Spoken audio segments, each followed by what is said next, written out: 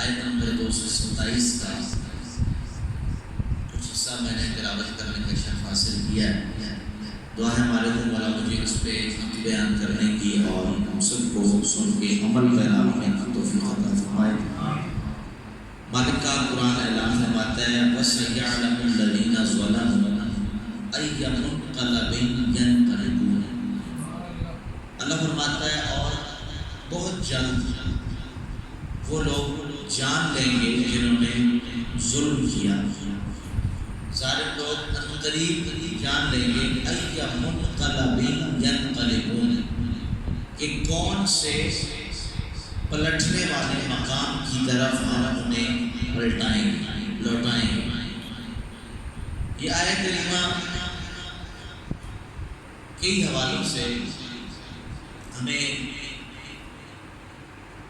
ذات پروردگار کی طرف متوجہ کرتی ہے۔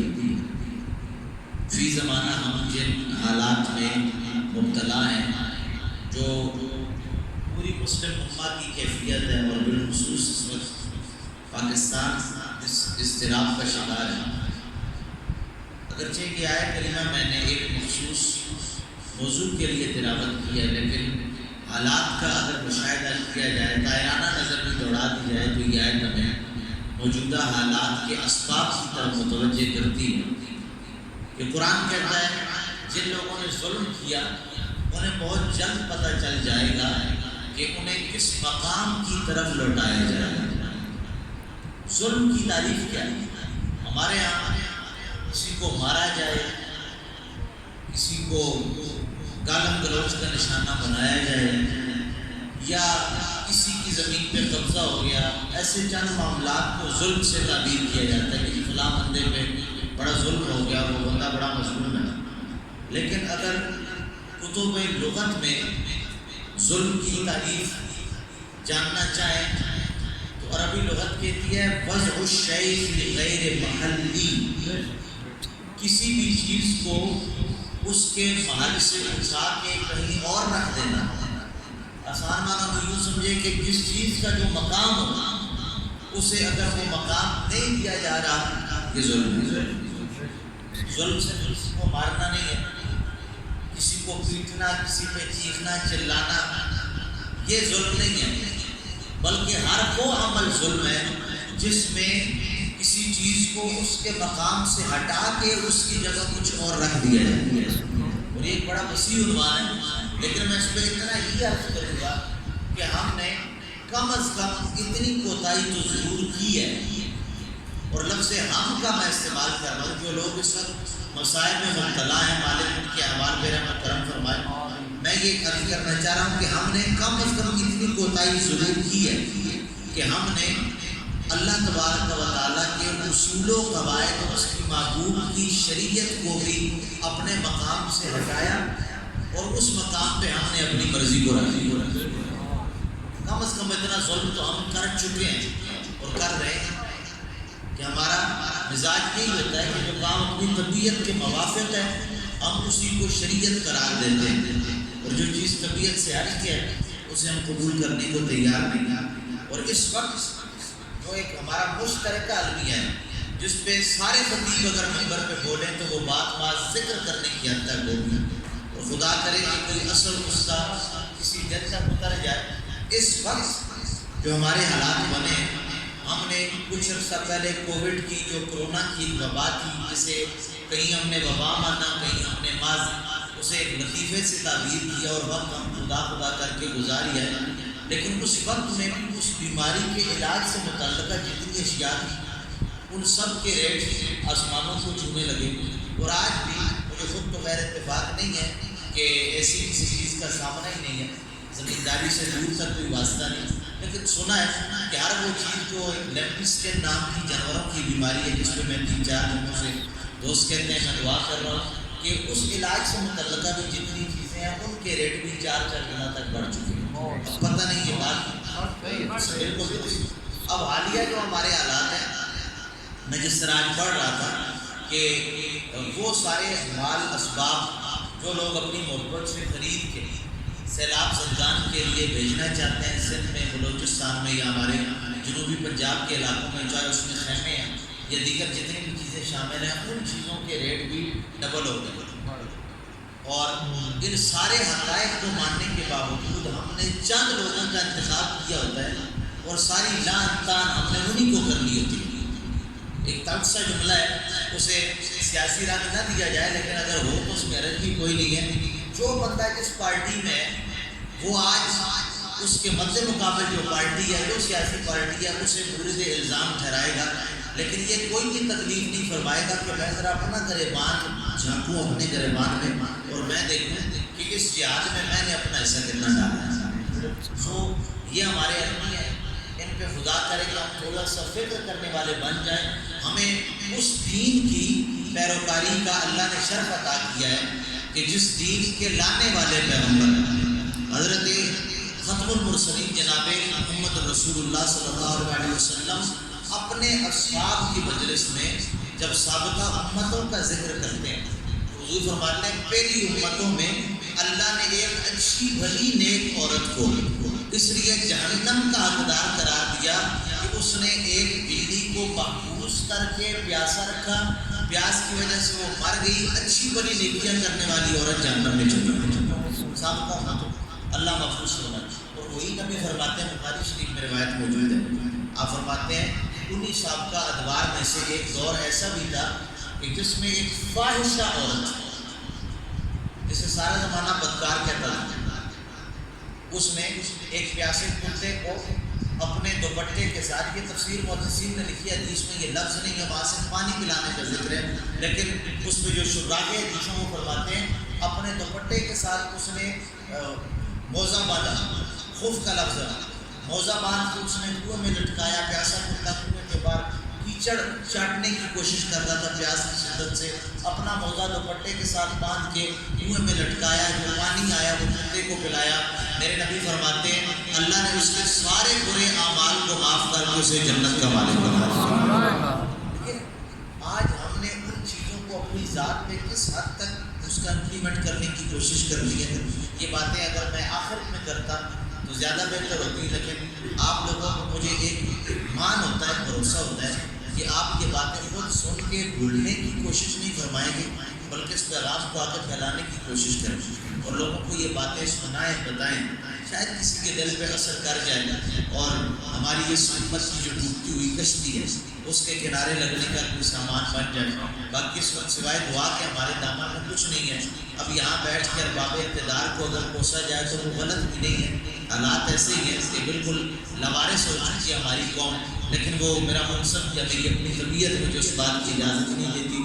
برس دعا کریں اللہ ہر ذمہ دار کو اپنی ذمہ داری سمجھ کے کما حقوق نبھانے کی توفیق عطا فرمائے. آج کا عنوان حالات ایسے ہو گئے کہ اس پہ مجھے کچھ گزارشات کرنی پڑی اور مزید بھی کچھ عرض کروں گا، لیکن جو میرا ایک خروش محرم کے آغاز سے میرا ایک ارادہ تھا کہ محرم کا جو آخری جمعہ ہوگا اس میں ہم خراج عقیدت پیش کریں کہ میں نے گزشتہ جمعے بھی ایک شعر پڑھا تھا، حدیث عشق تو وابس کربلا و دمشق یکے حسین زخم کر دیگر زینب. میرا یہ ارادہ تھا کہ حضرت سیدہ زینب سلام اللہ علیہ اور حضرت امام زین العابدین علیہ السلام کو ہم خراج عقیدت پیش کریں گے.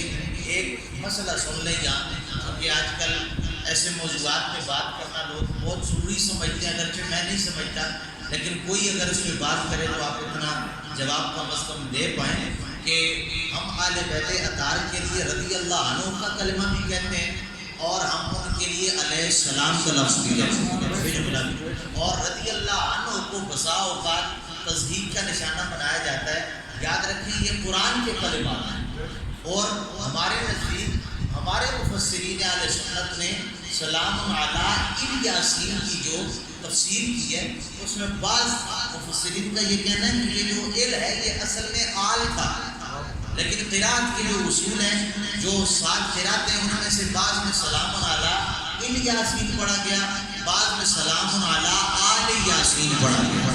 وہ اپنی اپنی قرات ہے. الحمدللہ اللہ نے ہمیں اتنا ظرف دیا ہے کہ ہمارے سامنے اگر کوئی اہل بیت اطہار کو رضی اللہ عنہ کہے ہم اس بندے کو بھی بالکل کھلے دل سے قبول کرتے ہیں، اور جو علیہ السلام کہے اس پہ ذرا خوشی زیادہ ہوتی ہے. وہ ایک اپنا مزاج سمجھے یا جو بھی کہے، دونوں کلمات جائز حضرت سیدہ زینب سلام اللہ علیہ وعلا جدہ اور حضرت امام زین العابدین رضی اللہ تعالیٰ عنہ علیہ السلام. مجھے ہر دو شخصیات کو سلام عقیدت مختصر پیش کرنا ہے اس منتخب سے وقت میں. ایک بات یہاں ذہن میں رکھیں، میں نے پہلے عرض کی کہ کربلا کے کردار میں دو ہستیاں بڑی معتبر ہیں، لیکن ان کا جو معتبر ہونا ہے وہ اگرچہ میدان کربلا میں بھی تھا، لیکن ان کی حیثیت یا ان کی شخصیت کے جو زیادہ روشن پہلو وہ دمشق میں جا کے زمانے کو نظر آتے ہیں، اور وہ حضرت جناب سیدنا امام زین العابدین کی ذات ہے اور حضرت سیدہ زینب کی ذات ہے. سیدہ زینب رضی اللہ تعالیٰ عنہ آپ کی ولادت 5 جمادی الاول 5 ہجری کو ہوئی. حضرت سیدہ زینب کی ولادت 5 جمادی الاول 5 ہجری بروز بدھ آپ متولد ہوئی حضرت مولا کائنات کے اندر میں، اور آپ کا وصال باقمال 15 رجب المرجب 62 ہجری کو. اور جس وقت آپ کا وصال ہوا اس وقت آپ کی عمر مبارک تھی 57 برس. حضرت سیدہ زینب پاک کی میں بات کر رہا ہوں. یہ باتیں بہت کم کی جاتی ہیں، مناقب سارے ان سے متعلقہ جو واقعات ہیں وہ بیان کی جاتے ہیں، لیکن یہ چند باتیں بھی ضروری ہیں، ہو سکے تو انہیں یاد رکھیں. حضرت سیدہ زینب کے القاب کیا ہیں جو آپ کو کتب تاریخ میں کتب سیر میں ملیں گے؟ اور یاد رکھیں لقب وہ نہیں ہوتا جو بندہ خود اپنا آپ رکھ لے، لقب کوئی دیتا ہے. اور حضرت سیدہ زینب سلام اللہ علیہ کے جو القاب ہیں ان القاب میں سے جو آپ کا پہلا اور بڑا پیارا لگا وہ ہے ثانیہ زہرا. وہ خاتون جسے اللہ نے کائنات عالم میں عرفہ و اعلیٰ ترین مقام عطا کیا خواتین میں سے. اگر اوصاف میں اس شخصیت کے بالکل قدم کے ساتھ قدم ملا کے کوئی دوسری خاتون چلتی نظر آتی ہے تو پہلی ہستی کا نام مخدومہ کونین سیدہ زہرا خاتون سلام اللہ علیہ ہے، اور دوسری ہستی کا نام سیدہ زینب سلام اللہ علیہ. ثانیہ زہرا آپ کا پہلا لقب. دوسرا عالمہ غیر معلمہ. عالمہ غیر معلمہ یعنی فقاہت اور دین کے بہت سارے مسائل میں اللہ نے حضرت سیدہ زینب پاک کو وہ علم عطا کیا تھا کہ جو سننے والے سن کے حیران رہ جاتے اور انہیں محسوس یہ ہوتا کہ یہ مسئلہ انہوں نے کسی سے سیکھا نہیں بلکہ یہ اللہ کی عطائے خاص ہے. اور اگر کوئی پوچھے گی جب سیکھا نہیں تو عالمہ غیر معلمہ کا کیا مطلب ہے، تو میں اس قریب وقت میں اتنا ہی کہوں گا کہ بیٹی حضرت مولا علی باب مدینہ العلم کی ہو، اگر وہ عالمہ غیر معلمہ ہو تو کوئی بعید بات نہیں. محبت سے بولے سبحان اللہ. یہ بڑی وزری بات ہے. آپ شاید ترنم شہر کے منتظر ہوں گے، وہ انتظار آپ کا کے، لیکن کچھ عرض کرنا میرا بھی آگے، یہ بھی فی الحال سنیں اور پھر میں آگے بڑھتا ہوں. تیسرا نائبۃ الزہرا. حضرت سیدہ زہرا پاک کی نائبہ. چوتھا لقب عقیلہ بنی ہاشم. بنی ہاشم میں سے عقل مند ترین خاتون. پانچواں لقب نائبۃ الحسین میدان کربلا. اور چھٹا لقب صدیقہ صغریٰ محدثہ زاہدہ فاضلہ شریکت الحسین. اور آخری جو لقب ہے نا وہ اگرچہ بہت عظیم ہے لیکن اگر اس کے مفاہیم تک پہنچے اور اللہ نے انسان کو حب آل بیت کی خیرات دی ہو اور مودت کا ذائقہ کسی اللہ والے کے قدموں میں بیٹھ کے چکھا ہو تو یہ بات لطف والی نہیں ہے، درد والی ہے. جو آپ کا آخری لقب ہے نا وہ ہے راضیۃ بالقدر والقضاء. اور اس کا معنی میں یہ کرنے لگا ہوں کہ میدان کربلا میں ارادی طور پر اپنے 2 شہزادوں کو حسین کے قدموں پہ قربان کر دے اسے زینب کہتے ہیں. سبحان اللہ. اللہ کی قدر تقدیر قضا اور اللہ کے فیصلے پہ راضی. آپ حضرات حسنین کریمین سلام اللہ علیہ کا سنتے ہیں کہ حضور نے ان کو گھٹی دی تھی. سیدہ زینب کو بھی گھٹی سرکار نے عطا فرمائی، گھٹی انہیں بھی سرکار نے عطا فرمائی. اور حضرت جناب امام حسن پاک اور حسین پاک کے نام رکھنے یا باقی معاملات پہ میں نے کافی مسلسل مختلف مواقع میں گفتگو کی ہے. آج ایک ایسا جملہ سنیں جو میرے کریم آقا کی حضرت سیدہ زینب سے محبت کا عروج آپ کو نظر آئے گا. جب سیدہ زینب سرکار کی گود مبارک میں رکھی گئی اور میرے کریم آقا نے اپنے لعاب دہن کی حضرت سیدہ زینب کو گھونٹی دی تو زینب کا چہرہ دیکھ کے میرے نبی نے فرمایا یہ تو بالکل خدیجہ کی تصویر ہے. یہ تو بالکل خدیجہ کی تصویر ہے. اچھا یہ جملہ صرف جملہ نہیں ہے. ہو سکتا ہے کہ سوچے ٹھیک ہے جی بچے پیدا ہوتے ہیں تو خاندان کے لوگ ان کی شکل و شباہت وضاحت میں گفتگو کرتے رہتے ہیں. نانا بات کر سکتا ہے اور ادھر بھی نانا نے بات کی اپنی نواسی کے لیے. نہ اسے فقط ایک جملے کی صورت میں نہ لیں بلکہ حضور حضرت زینب کو اگر کہتے ہیں نا یہ خدیجہ کی تصویر ہے تو اس میں بڑے مفاہیم چھپے ہیں. کیوں خدیجہ فقط خدیجہ ام المؤمنین ہی نہیں ہے. خدیجہ فقط ایک نبی کی زوجہ ہی نہیں ہے بلکہ خدیجہ کا علاج بھی وہ عورت ہے جس کے بارے میں میرے نبی نے فرمایا آمنت بی حین کفر بی الناس.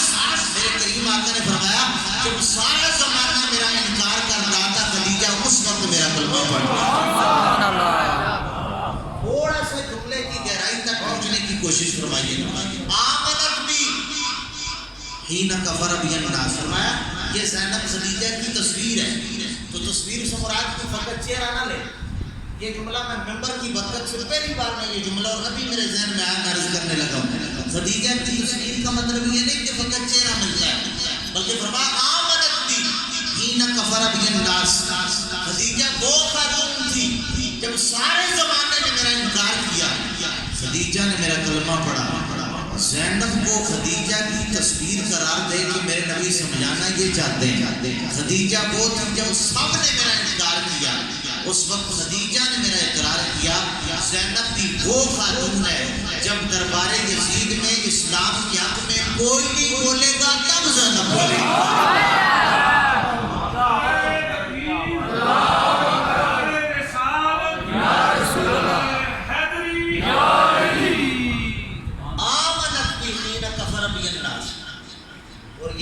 حضرت سیدہ زینب کا دربار یزید میں وصدقتنی حین کذبنی الناس. حضور فرماتا ہے لوگ جب مجھے جھٹلاتے تھے اس وقت خدیجہ میری تصدیق کرتی تھی. اور اگلا جملہ ہے وواستنی بمالہا اذ حرمنی الناس. بولے محبت سے. خدیجہ نے اس وقت اپنے مال سے میری تائید کی جب لوگوں نے مجھے محروم کرنا چاہا.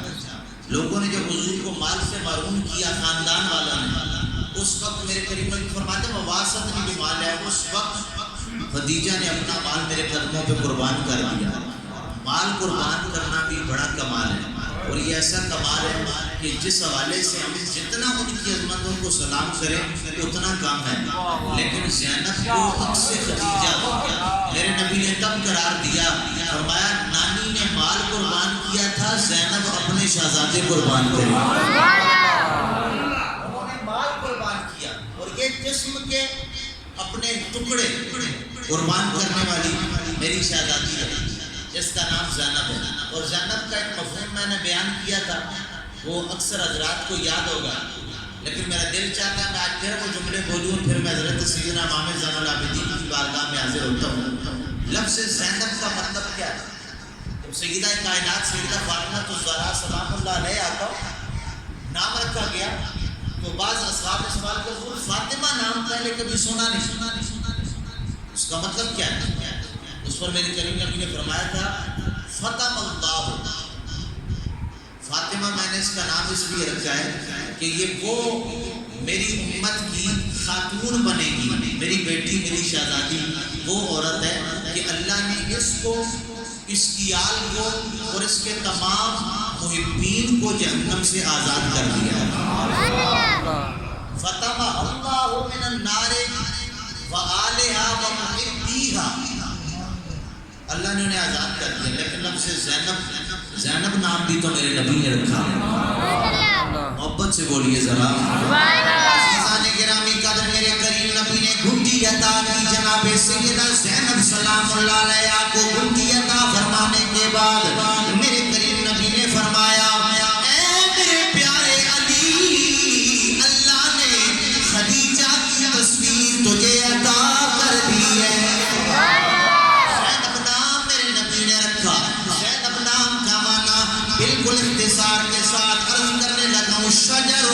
حسن المنظر وطیب الرائع. عربی زبان کی فیروز اللغات اٹھا کے دیکھو. زینب کا معنی کیا ہوتا ہے؟ فرمایا زینب اس درخت کو کہا جاتا ہے جس کے حسن جیسا حسن کسی درخت کا نہیں ہوتا، جس کی خوشبو کی مثال کہیں اور نہیں ملتی. لفظ زینب کا ایک معنی. دوسرا معنی سوال کیجئے. لفظ زینب عربی زبان میں زین و ابن، زین و ابن، زین و ابن، جو اپنے والد کی زینت بن جائے، جو اپنے والد کی زینت بن جائے اسے زینب کہا جاتا ہے. جو والد کی زینت بنے اسے زینب کہا جاتا ہے. اور جس کا والد خود نبی کے بستر کی زینت ہو. یہ جملے اتنے ہلکے بولنے والے نہیں تھے، لیکن کوئی مسئلہ نہیں. آپ جتنا سمجھ رہے ہیں اتنی محبت ہے. اللہ جزائے خیر عطا فرمائے. زین و ابن، زینب کا معنی جو باپ کی زینت کا سبب ہو. اور وہ علی جو کبھی میرے کریم نبی کے کندھوں کی زینت بنتا ہے، کبھی میرے کریم نبی کے بستر کی زینت بنتا ہے، اس کی بیٹی زینب ویسی زین و ابن ہوگی. اگر چراغ گولڈا کی طرح متوجہ ہو فقط ایک بات سمجھ آتی ہے. فرماتے ہیں جتنا مرضی مناقب پڑھ لو، یہ کائنات کی اعلیٰ ہستی ہے، ان کے مناقب کا حق ادا نہیں ہوتا. لیکن آؤ میں تمہیں ایک افادیت بتا دیتا ہوں. اگر کبھی حضور کے وسیلے سے رب سے مانگنا چاہو، نبی کی توجہ درکار ہو، درے زینب پہ جھک جاؤ، تمہیں زینب کے نانا کی توجہ مل جائے گی.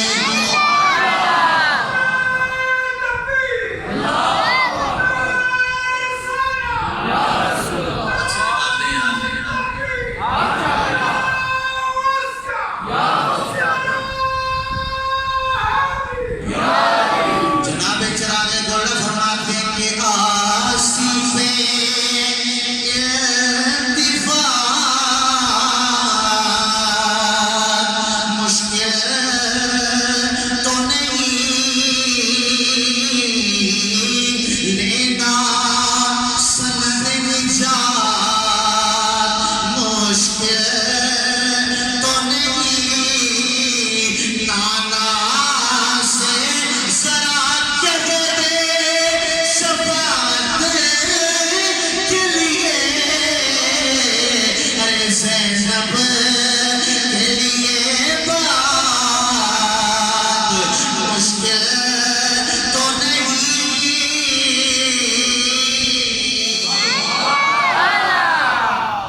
نانا سے ذرا کہہ دے شفاعت کے لیے، زینب کے لیے بات مشکل تو نہیں. چراغ گولڈ فرماتے ہیں اگر تم حضور کی چوکھٹ سے شفاعت کی خیرات پانا چاہتے ہو، حضور کی شفاعت لینے کا سب سے اعلیٰ وسیلہ اگر پوچھنا چاہو، اللہ نے علی کی بیٹی زینب کو نبی کی شفاعت کا وسیلہ بنا دیا. محبت سے بولے ذرا سبحان اللہ. یہ تو بات رہی حضرت سیدہ زینب کی اور حضرت سیدنا امام زین العابدین. اب چونکہ میں ذکر کر چکا ہوں تو چند جملے میں ضرور کہنا چاہوں گا آپ کی ذات والا صفات پہ، بلکہ ایک ہی صرف جو بڑا معروف ایک تاریخی حوالہ ہے وہی سنے. اور اختتام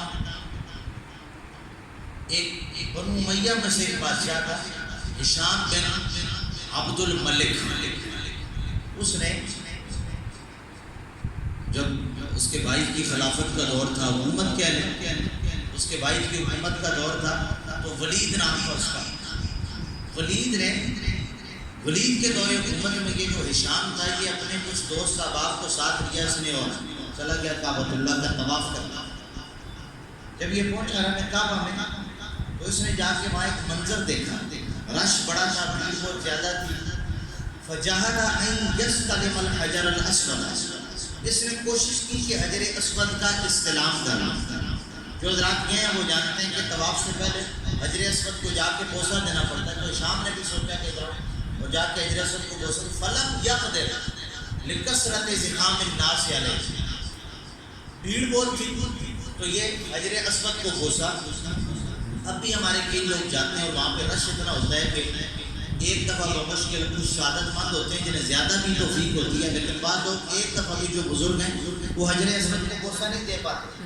کہتا ہے فنوسب له ممبر، اس کے لیے حرم میں ممبر رکھا گیا ہے شام کے لیے.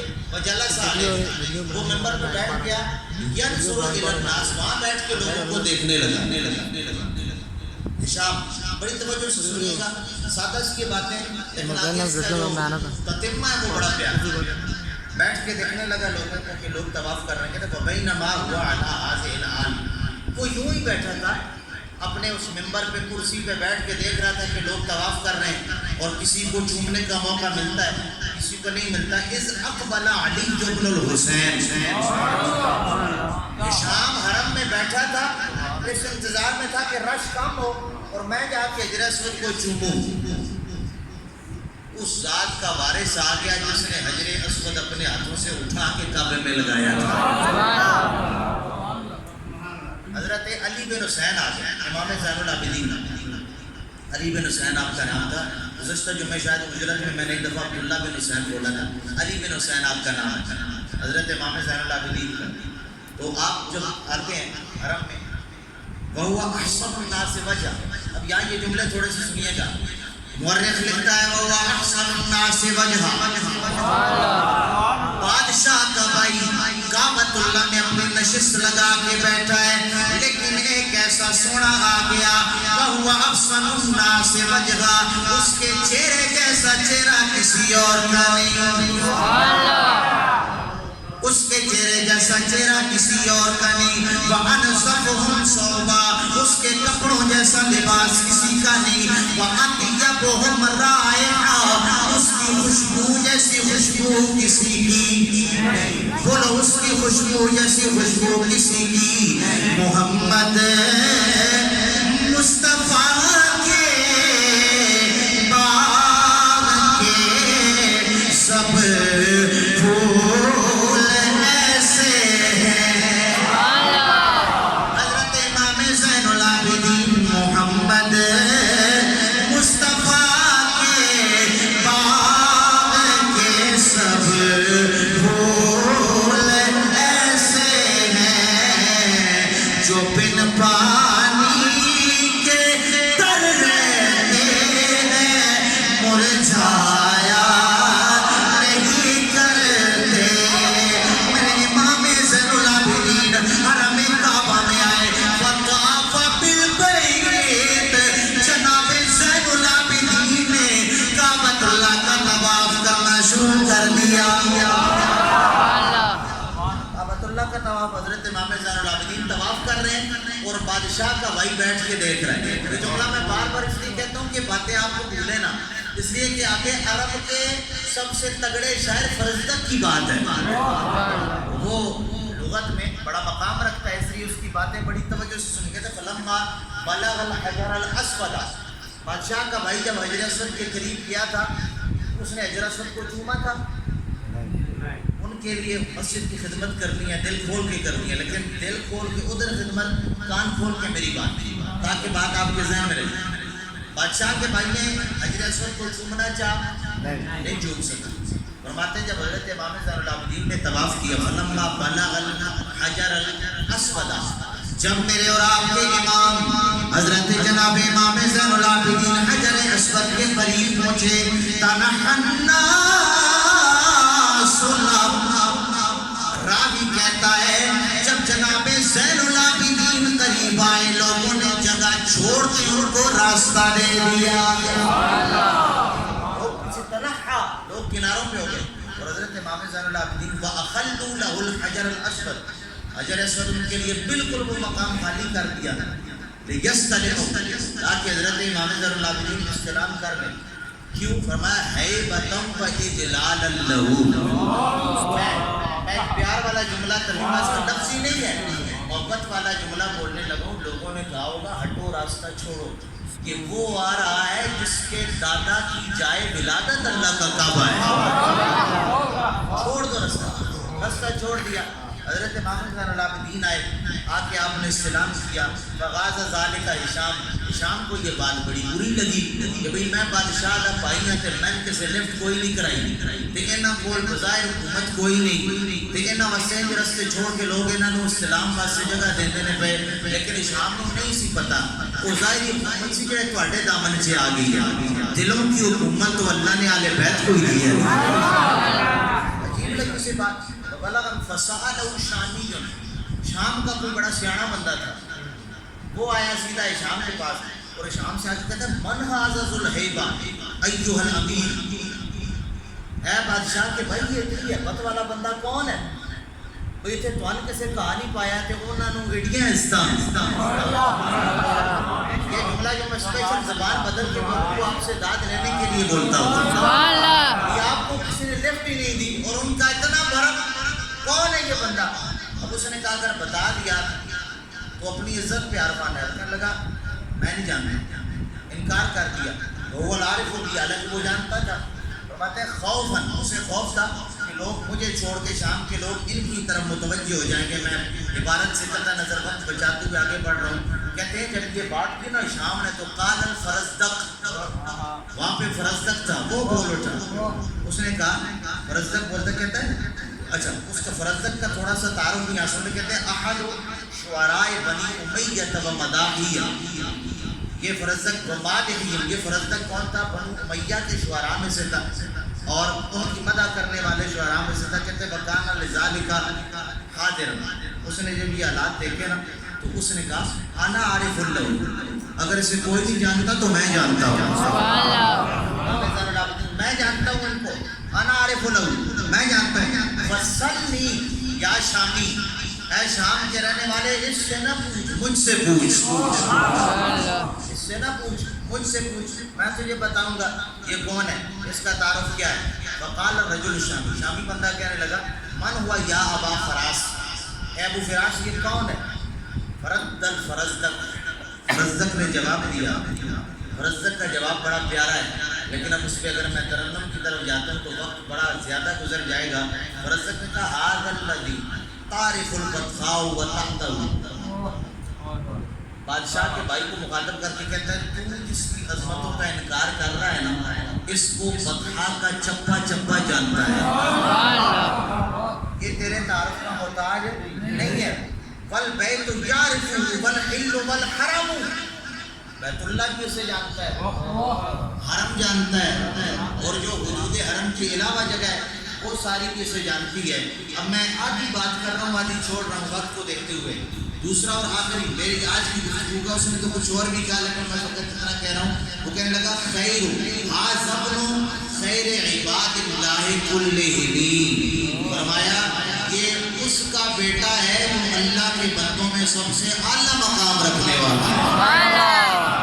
یہ اشارہ حضور کے فرمان کی طرف تھا جہاں میرے سرکار نے فرمایا فاطمہ کی اولاد کا میں خود وارث ہوں، یہ اس کا بیٹا ہے جو اللہ کے بندوں میں سب سے بہتر ہے۔ ھذا التقی والنقی الطاہر العلم، نہ اس کے تقویٰ کا کوئی ثانی ہے، نہ اس کے صفا کا کوئی ثانی ہے، نہ اس کی طہارت کا کوئی ثانی ہے، اور نہ اس کے علم نام تعارف کا کائنات عالم میں کوئی ثانی ہو سکتا ہے۔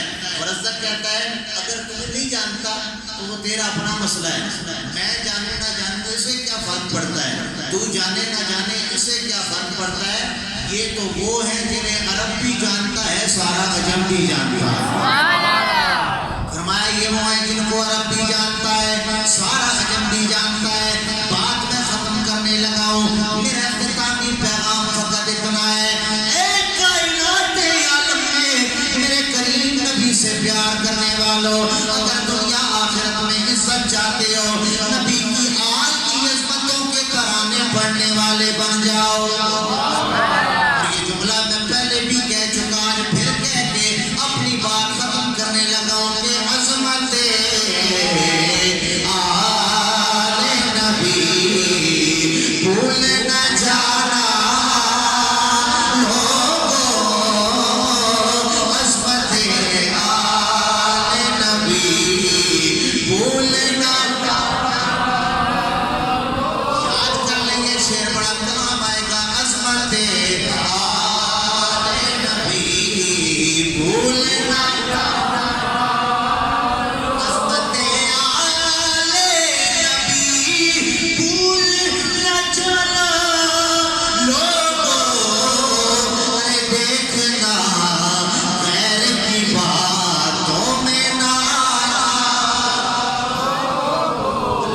اپنے محبوب کے اہل بیت کی مبدت عطا فرمائے.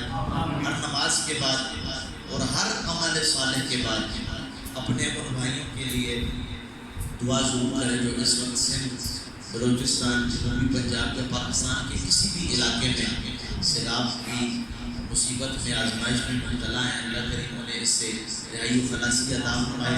اور دوسری بات یہ بھی ہے کہ جہاں کہیں آپ کو کوئی بامشہور ادارہ نظر آئے جس پہ آپ اعتماد کر سکتے ہیں کہ ہماری امداد ان مستحقین تک ان کے ذریعے ہو سکتی ہے، تو ضرور ایسے ادارے کو اپنا مالی تعاون آپ جتنا بھی کر سکتے ہیں، خواب و راشد کی صورت میں یا دیگر اشیاء ضروریہ کی صورت میں، وہ آپ ضرور کریں. ایک بات ذہن میں رکھیں، میرے کریم صلی اللہ علیہ وسلم نے مومن کی یہ شان بیان فرمائی. حضور نے فرمایا کہ المؤمن للمؤمن کالبنیان، ایک مومن دوسرے مومن کے لیے دیوار کی طرح، یشد بعضہ بعضا، کہ دیوار کی جس طرح ایک اینٹ دوسری اینٹ کی مضبوطی کا سبب ہوتی ہے، اسی طرح ایک مومن دوسرے مومن کے لیے مضبوطی کا سبب ہوتا ہے.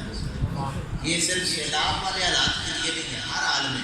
حضور نے فرمایا مومن کی یہ شان ہے کہ ایک مومن دوسرے مومن کے لیے مضبوطی کا سبب ہوتا ہے. کیا مانا؟ مومن بندہ وہ نہیں ہوتا جو خود مومن ہونے کا دعویٰ کرے اور دوسرے مسلمانوں کو گرانے کی یا نیچا دکھانے کی کوشش کرے. فرمایا مومن حقیقی وہ ہوگا اس کو اللہ نے خود جتنی بلندی عطا فرمائی ہے وہ کوشش کر کے دوسروں کو بھی اتنا بلند کرے گا. لیکن موجودہ جو حالات ہیں کم از کم وہ بڑے سخت حالات ہیں. سوشل میڈیا کے ذریعے آپ لوگ دیکھ رہے ہیں اور الیکٹرانک میڈیا کے ذریعے بھی کہ بڑے دیگر دوسری کیفیت ہے وہاں پہ. تو اللہ نے اگر آپ کو ہمت دی ہے اور اپنے اپنے حصے کا آپ کچھ نہ کچھ ان کے لیے خدمات پیش کرنے کی ہمت رکھتے ہیں تو ضرور آپ ان تک اپنی خدمات پہنچائیں. اللہ کریم انہیں اس آزمائش سے خلاصی عطا فرمائے اور وطن عزیز پاکستان کو تا صبح قیامت شاد و آباد رکھے. ہم علی کے اندر